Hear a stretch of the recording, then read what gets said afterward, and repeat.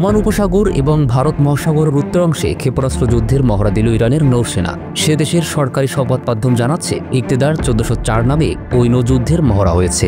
আর বিরতি ভেঙে ইরানের এই মহড়াকে বিশেষজ্ঞরা বলেছেন ইসরায়েলের সঙ্গে দীর্ঘমেয়াদী যুদ্ধের প্রস্তুতি। এরই মাঝে ইরানের সর্বোচ্চ নেতা আয়াতুল্লাহ আলী খামেনি ঘোষণা দিয়েছেন, ইরান যুক্তরাষ্ট্রের কাছে কখনোই মাথা নত করবে না। এই ঘোষণার কয়েকদিন আগে ইরানের প্রতিরক্ষা মন্ত্রী আজিজ নাসির জাদে জানিয়েছেন, ইরানের বাইরেও অনেক দেশে অস্ত্র তৈরির কারখানা স্থাপন করেছে তেহরান। ওমান উপসাগর আর ভারত মহাসাগরে দুদিনে মহড়া ইরানের নৌবাহিনী উন্নত প্রযুক্তির বিভিন্ন নৌক্রুজ এবং জাহাজ বিধ্বংসী ক্ষেপণাস্ত্র পরীক্ষা করেছে। সেগুলি ভূপৃষ্ঠ ও সমুদ্রের লক্ষ্যবস্তুতে সফলভাবে আঘাত হানতে সক্ষম হয়েছে বলে তেহরানের দাবি। যুদ্ধ মহড়ায় অংশ নিয়েছিল গাইডেড মিসাইল ক্রুজার জেনেভেহ এবং ডেস্ট্রয়ার গোত্রের যুদ্ধজাহাজ সাবালান। তারা পরীক্ষা করেছে নাসির গাদির কদর নামের বিভিন্ন পাল্লার ক্ষেপণাস্ত্রের। মহড়ায় ইরানের বায়ুসেনার বিমান এবং ইলেকট্রনিক্স ওয়ারফেয়ার ইউনিট অংশ নিয়েছিল বলেও জানিয়েছে খামেনির দেশ। সোমবার ইরানের first vice president Mohammad Reza Arif যে কোনো মুহূর্তে আবার তেহরান তেল আবিব সংঘর্ষ শুরুর ইঙ্গিত দিয়েছিলেন। বলেছিলেন, ইসরায়েল ও ইরানের মধ্যে কোনো যুদ্ধবিরতি চুক্তি হয়নি। বর্তমানে যা চলছে তা সাময়িক সংঘর্ষ বিরতি মাত্র। আমরা এখন যুদ্ধের জন্য প্রস্তুতি নিচ্ছি। তার এই মন্তব্যের পরেই সমুদ্র যুদ্ধের এই মহড়া হলো। ইসরায়েল এবং আমেরিকার সঙ্গে সাম্প্রতিক সংঘর্ষের পরে এই প্রথমবার যুদ্ধের মহড়ার আয়োজন করল ইরানের ফৌজ। এদিকে দেশের বাইরে অস্ত্র কারখানা তৈরি করছে ইরান, এমনটাই জানালেন ইরানের প্রতিরক্ষা মন্ত্রী আজিজ নাসির জাদা। শুক্রবার রাতে স্থানীয় সংবাদ মাধ্যমে প্রকাশিত এক ভিডিও বার্তায় আজিজ বলেন, আমরা বেশ কিছু দেশে অস্ত্র কারখানা তৈরি করেছি। কোন কোন দেশে তা আমরা এখনও প্রকাশ্যে আনছি না। গত জুন মাসে ইরান এবং ইসরায়েলের মধ্যে 12 দিন ধরে সংঘর্ষ চলছিল। আমেরিকাও জড়িয়ে পড়েছিল সেই সংঘর্ষে। পরবর্তী সময়ে যুদ্ধবিরতি হলেও চাপা উত্তেজনা রয়ে গিয়েছে। এই অবস্থায় ইরানের প্রতিরক্ষা মন্ত্রীর মন্তব্য যথেষ্ট তাৎপর্যপূর্ণ বলে মনে করছেন বিশ্লেষকরা। ইরান ইসরায়েলের মধ্যে যুদ্ধবিরতি হলেও আমেরিকা এবং ইসরায়েল উভয়েই ইরানের উপর চাপ দিয়ে আসছে। ইরান পরমাণু শক্তি বৃদ্ধির চেষ্টা করলে আবার ইরানে হামলার হুঁশিয়ারি দিয়ে রেখেছে দুদেশেই। পাল্টা হুঁশিয়ারি দিয়ে রেখেছে তেহরানও। বস্তুত জুন মাসে পশ্চিম এশিয়ার সংঘর্ষের সময়ে ইরানের ফোর্ডো, নাতানস এবং ইস্পাহান পরমাণু কেন্দ্রে হামলা চালিয়েছিল আমেরিকার সামরিক বাহিনী। তবে ওই হামলায় ভূগর্ভস্থ পরমাণু কেন্দ্রের কতটা ক্ষতি হয়েছে তা নিয়ে প্রশ্ন এখনও রয়ে গেছে। অনেকেরই দাবি, ওই হামলায় ইরানের পরমাণু গবেষণা হোঁচট খেলেও তা পুরোপুরি ধ্বংস করে দেওয়া যায়নি।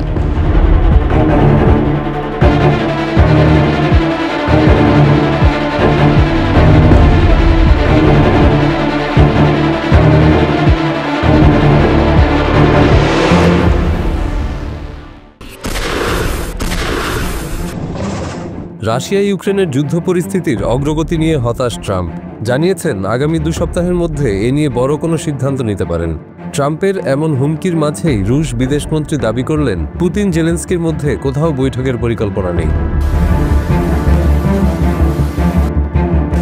সময়টা ভালো যাচ্ছে না আমেরিকার প্রেসিডেন্ট ডোনাল্ড ট্রাম্পের। চেষ্টা করেও তিনি পূর্ব ইউরোপের শান্তি ফেরাতে পারছেন না। কাটছে না রাশিয়া এবং ইউক্রেনের যুদ্ধের জটিলতা। কিছুদিন আগে আলাস্কায় রাশিয়ার প্রেসিডেন্ট পুতিনের সঙ্গে দীর্ঘ বৈঠক করেছিলেন ট্রাম্প। সেখান থেকে বেরিয়ে দাবি করেছিলেন, বৈঠক অত্যন্ত ফলপ্রসূ হয়েছে। ঘোষণা আসে, জেলেনস্কির সঙ্গে মুখোমুখি আলোচনায় বসতে রাজি হয়েছেন পুতিন। কিন্তু সম্প্রতি বিদেশমন্ত্রী সের্জেই লাভরভ অন্য কথা বললেন। তিনি সাফ জানিয়ে দিলেন, রাশিয়া এবং ইউক্রেনের রাষ্ট্রনেতার মধ্যে কোনো বৈঠকের পরিকল্পনাই নেই। নিউ ইয়র্ক টাইমস জানিয়েছে, ট্রাম্পের দাবি নিয়ে এটাই এখনও পর্যন্ত ক্রেমলিনের সবচেয়ে স্পষ্ট ঘোষণা। আমেরিকার সংবাদ মাধ্যম এনবিসি নিউজকে সম্প্রতি একটি সাক্ষাৎকার দিয়েছেন রুশ পররাষ্ট্রমন্ত্রী।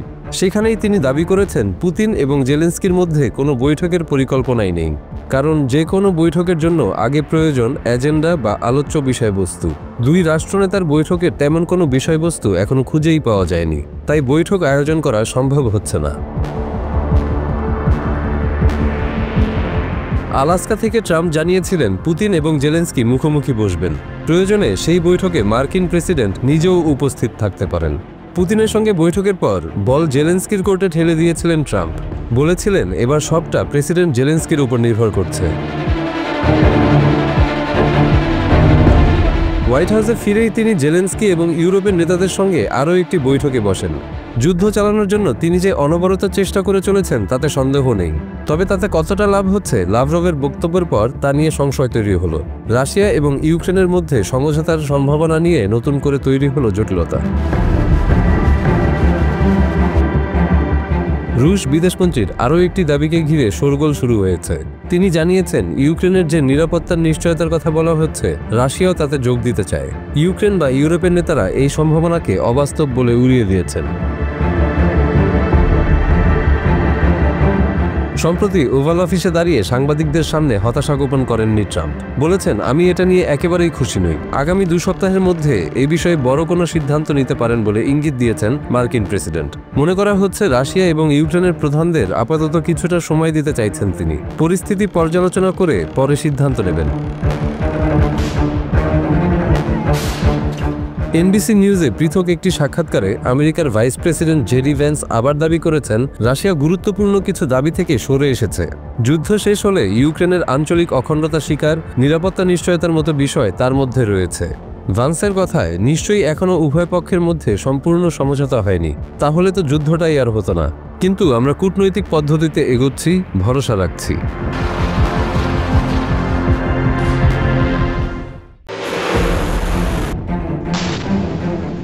বেশ কিছুদিনের বিরতি ভেঙে হঠাৎ প্রকাশ্যে এলেন ইরানের সর্বোচ্চ নেতা আয়াতুল্লাহ আলী খামেনি।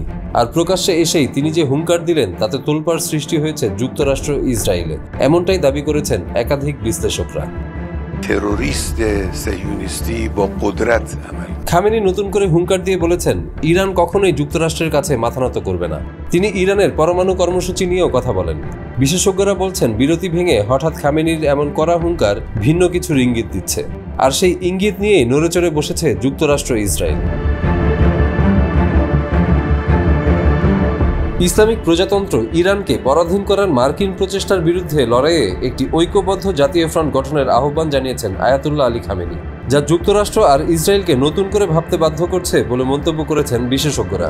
রোববার এই আহ্বান জানিয়ে তিনি বলেছেন, ইরান কখনোই যুক্তরাষ্ট্রের কাছে মাথা নত করবে না। রাজধানী তেহরানের এক মসজিদে দেওয়া এই বক্তব্যটি পরে খামেনির সরকারি ওয়েবসাইটে প্রকাশ করা হয়। ইসরায়েলের সঙ্গে টানা 12 দিনের রক্তক্ষয়ী যুদ্ধ শেষ হবার 2 মাস পর যুক্তরাষ্ট্রের বিরুদ্ধে লড়াইয়ের ওই আহ্বান জানিয়েছেন খামেনি। সেই যুদ্ধে সীমিতভাবে অংশ নিয়ে ইরানের 3টি পারমাণবিক স্থাপনায় বাংকার বাস্টার বোমা ব্যবহার করে হামলা চালিয়েছিল মার্কিন বাহিনী। বর্তমানে নিজেদের পারমাণবিক কর্মসূচি নিয়ে বিশ্বের শক্তিধর দেশগুলোর সঙ্গে নতুন করে আলোচনায় বসতে যাচ্ছে ইরান। আয়াতুল্লাহ আলী খামেনি অভিযোগ করে বলেন, গত জুনে ইরানের গুরুত্বপূর্ণ পারমাণবিক স্থাপনা লক্ষ্য করে ইসরায়েল ও যুক্তরাষ্ট্র যে হামলা চালিয়েছিল তা ছিল ইসলামী প্রজাতন্ত্রকে অস্থিতি করার পরিকল্পনার অংশ। তিনি বলেন, একেবারে যুদ্ধের শুরুতেই ইরান আক্রান্ত হওয়ার পরদিন আমেরিকার এজেন্টরা ইউরোপে বৈঠক করেছেন। সেই বৈঠকে ইরানের ইসলামী শাসন ব্যবস্থার পতন নিয়ে আলোচনা হয়েছিল। খামেনি বলেন, যুক্তরাষ্ট্রের আসল উদ্দেশ্য হলো ইরানকে নিজের ইচ্ছা মতো চালানো এবং ওয়াশিংটনের আনুগত্যে বাধ্য করা। তবে জুনের যুদ্ধ ইরানকে ভাঙেনি, বরং আরও শক্ত করেছে বলে মনে করেন দেশটির এই সর্বোচ্চ নেতা। তিনি বলেন, ইরানি জাতির পক্ষ থেকে দেশের সেনাবাহিনী, সরকার দৃঢ়ভাবে দাঁড়িয়ে শত্রুদের শক্তিশালী আঘাত করেছে। বিদেশি শক্তিগুলো এখন ভেতর থেকে ইরানকে দুর্বল করার চেষ্টা করছে বলেও অভিযোগ করেন খামেনি।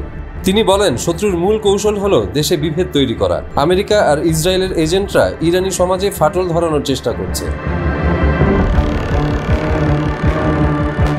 দেশবাসীর প্রশংসা করে ইরানের সর্বোচ্চ নেতা বলেন, আজ আল্লাহর অশেষ কৃপায় দেশ ঐক্যবদ্ধ। মতের অমিল থাকলেও যখন দেশের সামগ্রিক ব্যবস্থা, রাষ্ট্র ও শত্রুর বিরুদ্ধে দাঁড়ানোর প্রসঙ্গ আসে তখন জনগণ ঐক্যবদ্ধ হয়ে যান। 1979 সালের ইসলামী বিপ্লব আর যুক্তরাষ্ট্র দূতাবাসে জিম্মি সংকটের পর থেকেই ইরান আমেরিকার কূটনৈতিক সম্পর্ক ছিন্ন রয়েছে। তারপর থেকে দেশটির বিরুদ্ধে একের পর এক কঠোর নিষেধাজ্ঞা আরোপ করেছে যুক্তরাষ্ট্র। তবে ওয়াশিংটনের এসব নিষেধাজ্ঞার বেশিরভাগই ইরানের পারমাণবিক কর্মসূচির উপর আরোপ করা হয়েছে। ওয়াশিংটন ও তার মিত্ররা অভিযোগ করে বলেছে, ইরান গোপনে পারমাণবিক অস্ত্র বানাতে চাইছে, যা তেহরান বারবার অস্বীকার করছে। গত জুনে ইরান আমেরিকার পারমাণবিক আলোচনার 6ষ্ঠ দফার বৈঠক শুরুর আগেই তেহরানে হামলা চালায় ইসরায়েল। যুদ্ধের কারণে সেই আলোচনা থমকে যায়। মঙ্গলবার ইউরোপের 3 দেশ ব্রিটেন, ফ্রান্স ও জার্মানির সঙ্গে বৈঠকে বসার কথা রয়েছে ইরানের। তবে ইউরোপীয় শক্তিগুলো হুঁশিয়ারি দিয়ে বলেছে, কোনো চুক্তিতে না পৌঁছলে ইরানের বিরুদ্ধে আবারও নিষেধাজ্ঞা ফিরিয়ে আনবে তারা। আর এমন সম্ভাবনা থেকেই আগে ভাগে হুঙ্কার দিয়ে রাখলেন খামেনি, এমনটাই বলছেন বিশ্লেষকরা।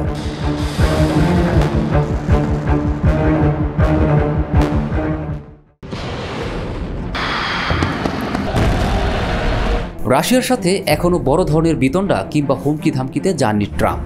পুতিনের সঙ্গে তার সম্পর্ক অবনতির দিকেই যাচ্ছে বলে ধারণা করছেন বিশ্লেষকরা। যুক্তরাষ্ট্র রাশিয়া সম্পর্কের উত্তেজনা যখন বাড়ছে, তখনই কোরিয়ার দিকে নজর দিলেন ট্রাম্প। এরই মাঝে দক্ষিণ কোরিয়ার প্রেসিডেন্টকে হোয়াইট হাউসে ডেকেও নিয়েছেন।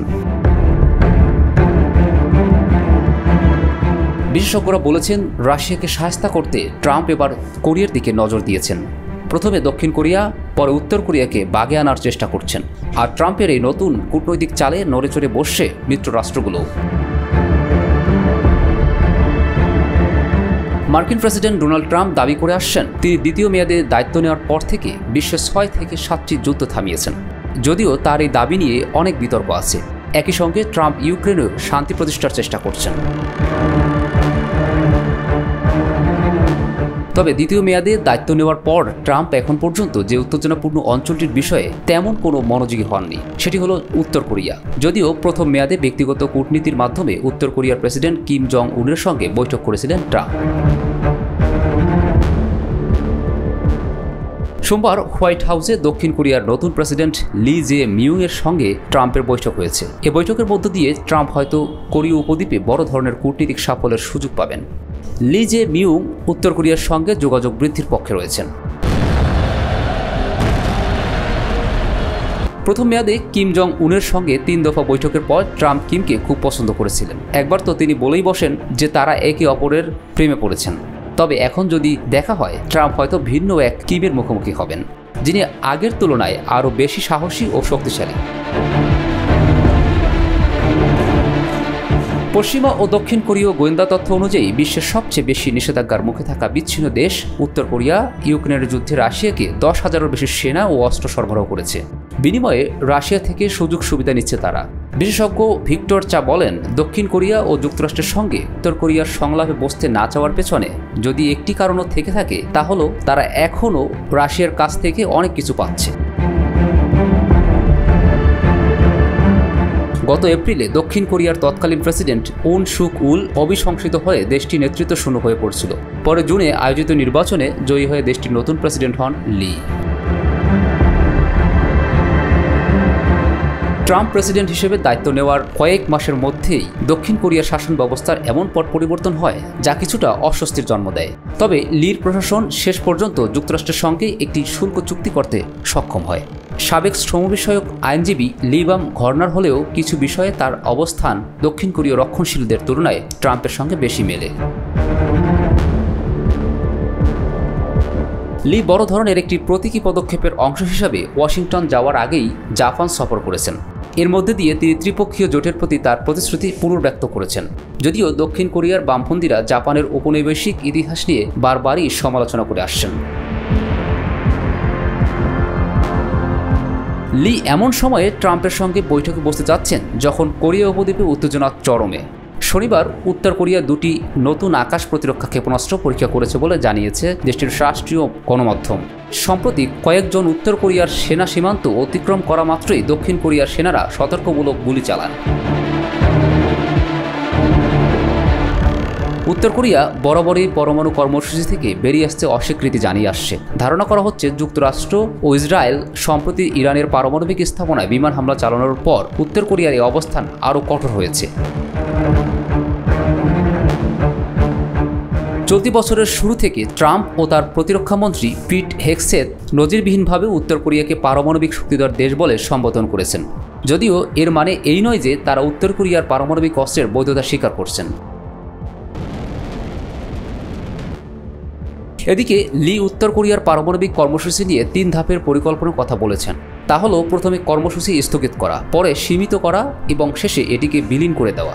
সিস্টেমস সেন্টারের কোরিয়া বিষয়ক কর্মসূচির জ্যেষ্ঠ গবেষক রাসেল মিনউইং লি বলেন, উত্তর কোরিয়া প্রশ্নে লির এমন নমনীয় অবস্থান ট্রাম্পের কাছে গ্রহণযোগ্য হতে পারে, কারণ তিনিও উত্তর কোরিয়ার সঙ্গে সংলাপে আগ্রহী। তবে উত্তর কোরিয়া কখনো পরমাণু নিরস্ত্রীকরণের লক্ষ্যে কোনো সংলাপে রাজি হবে কিনা তা নিয়ে সন্দেহ প্রকাশ করছেন বিশ্লেষকরা।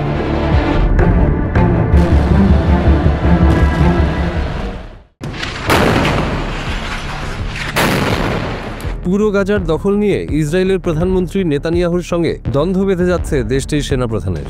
এমনকি ইসরায়েলের জনগণের বেশিরভাগ অংশ নেতানিয়াহুর সিদ্ধান্তের বিরুদ্ধে অবস্থান নিয়েছে। সেনাবাহিনীর সদস্যরাও ক্লান্ত পরিশ্রান্ত, তারা আর যুদ্ধ করতে রাজি নন।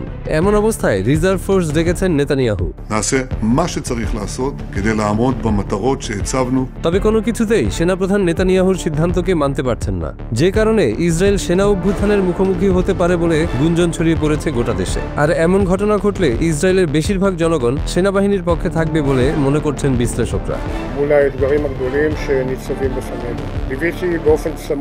গাজা পুরোপুরি দখলের ঘোষণা দিয়েই বিপাকে পড়েছেন ইসরায়েলের প্রধানমন্ত্রী বেনিয়ামিন নেতানিয়াহু। এই ঘোষণা ঘিরে দেশ জুড়ে ছড়িয়ে পড়েছে বিক্ষোভ, রাস্তায় নেমে এসেছে লাখো মানুষ। শুধু অভ্যন্তরীণ অস্থিরতাই নয়, আন্তর্জাতিক পরিসরেও সংকটে পড়ছে দেশটি। একে একে ইসরায়েলের মিত্র দেশগুলো ফিলিস্তিনকে স্বাধীন রাষ্ট্র হিসেবে স্বীকৃতি দিচ্ছে। এমন পরিস্থিতিতে জানা গেছে, নেতানিয়াহুর গাজা দখল পরিকল্পনায় সন্তুষ্ট নন সেনাপ্রধান ইয়াল জামির। তিনি উল্টো প্রধানমন্ত্রীকে জিম্মি বিনিময় চুক্তি মেনে নিতে চাপ দিচ্ছেন। সেনাপ্রধান ও সরকার প্রধানের এই দূরত্বকে ঘিরেই বাড়ছে জল্পনা কল্পনা। ইসরায়েলে কি তবে সামরিক অভ্যুত্থান ঘটতে পারে, এমন প্রশ্ন দেশটির গণমাধ্যমেও দেখা যাচ্ছে। ইসরায়েলি সেনারা প্রকাশ্যেই সতর্ক করেছে, পুরো গাজা দখল করতে প্রয়োজন দানবীয় শক্তি ও বিপুল সংখ্যক সেনা। তাদের মতে হাজার হাজার সৈন্য মোতায়েন করলেও কাজটি সহজ হবে না। গাজা শহর পুরোপুরি ধ্বংস করতে লেগে যেতে পারে কয়েক মাস, এমনকি 1 বছরেরও বেশি সময়। এরই মধ্যে দীর্ঘমেয়াদী যুদ্ধে সেনাদের ভেতর ক্লান্তি, ভয় ও হতাশা বাড়ছে। 2 বছরের সংঘাতে প্রাণ হারিয়েছে শত শত সেনা। আত্মহত্যার প্রবণতাও বেড়েছে। মনোবল ভেঙে পড়ায় যুদ্ধ চালিয়ে যাওয়ার আগ্রহ কমে গেছে সেনাদের ভেতর। তবু নেতানিয়াহু নিজের পরিকল্পনা বাস্তবায়নে অটল। তিনি ইতোমধ্যে 60,000 রিজার্ভ সেনাকে 2 সেপ্টেম্বর রিপোর্ট করতে বলেছেন। কিন্তু সেনাপ্রধান ইয়াল জামির প্রকাশ্যেই প্রধানমন্ত্রীর অবস্থানের বিরোধিতা করছেন এবং জিম্মি বিনিময় চুক্তিতে সমাধান খুঁজতে আহ্বান জানাচ্ছেন। বেসামরিক সরকারের সঙ্গে সেনাবাহিনীর এমন দ্বন্দ্ব সামনে আসতেই প্রশ্ন উঠছে, তাহলে কি ইসরায়েলের সামরিক অভ্যুত্থান অনিবার্য? বিভিন্ন জরিপ ও বিশ্লেষণ বলছে এমন কিছু ঘটার সম্ভাবনা তুলনামূলক কম। শক্তিশালী ডিপ স্টেটও এই ধরনের পরিস্থিতি তৈরি হতে দেবে না। সবচেয়ে সম্ভাব্য যে চিত্র দেখা দিতে পারে তা হলো, নেতানিয়াহুকে হয়তো হত্যা করা হতে পারে বা অন্য কোনো উপায়ে ক্ষমতা থেকে সরানো হবে। এরপর নতুন নির্বাচনের আয়োজন করা হবে। উল্লেখ্য, ইসরায়েলের ইতিহাসে ক্ষমতাসীন প্রধানমন্ত্রী হত্যার নজিরও আছে। সব মিলিয়ে ইসরায়েলের সামরিক অভ্যুত্থান সরাসরি না ঘটলেও রাজনৈতিক অস্থিরতা ও ক্ষমতার টানাপোড়েন যে নতুন দিগন্ত খুলে দিচ্ছে তা আর অস্বীকার করার উপায় নেই।